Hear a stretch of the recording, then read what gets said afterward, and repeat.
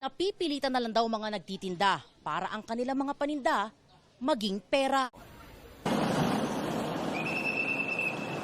Maaraw na ngayong araw sa Baguio City kumpara kahapon. Pero pabugso-bugso pa rin ang malakas na ulan na di alintana ng mga bakasyonista. Sa Burnham Park, enjoy pa rin ang mga nagbabike.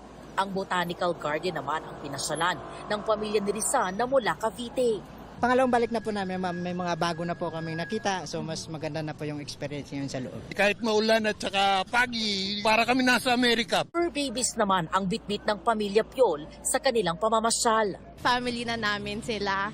So, ayan, mga naka-outfit. And ayun, gusto lang din namin silang libutin. Cozy weather kasi dito. Go-to namin to as a family. Baguio City talaga. Every time may long weekend. Kaya in spite of that, marami pa rin umakyat. Mag-search ang mga bookings natin sa mga accommodations. Sa rami ng turista, lalong bumigat ang trapiko, partikular sa rotonda ng Session Road. May mga pulis naman na tumutulong magmando ng traffic. Kahit na maulan, business as usual ang eksena dito sa Hangar Market na bagsakan ng gulay dito sa Baguio City. Pero ang mga paninda, bagsak presyo. Napipilitan na lang daw mga nagtitinda para ang kanilang mga paninda maging pera.